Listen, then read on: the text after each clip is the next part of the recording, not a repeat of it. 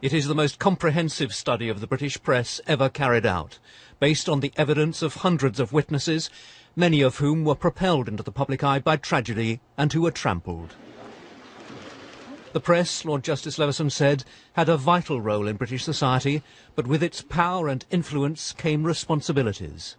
Unfortunately, on too many occasions, those responsibilities, along with the editor's code of conduct, which the press wrote and promoted, have simply been ignored.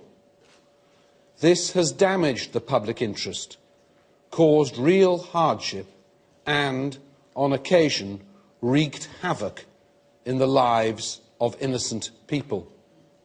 The press, Lord Justice Leveson said, held power to account, but had failed to do so in relation to itself. The present system of press regulation had failed. It was time then for a genuinely independent system of self-regulation. The press needs to establish a new regulatory body which is truly independent of industry leaders and of government and of politicians. It must promote high standards of journalism and protect both the public interest and the rights and liberties of individuals. The system Lord Justice Leveson has suggested in his report is a subtle one. It would not be set up by Parliament, but it would need to be recognised by Parliament. But unfortunately for Lord Justice Leveson, barely had he spoken than in Parliament the Prime Minister was expressing grave misgivings. For the first time, we would have crossed the Rubicon of writing elements of press regulation into the law of the land. We should, I believe, be wary of any legislation that has the potential to infringe free speech and a free press. So a thumbs down to the main recommendation from the Prime Minister. But will that response satisfy victims of press misbehaviour? People like Bob and Sally Dowler and Kate McCann.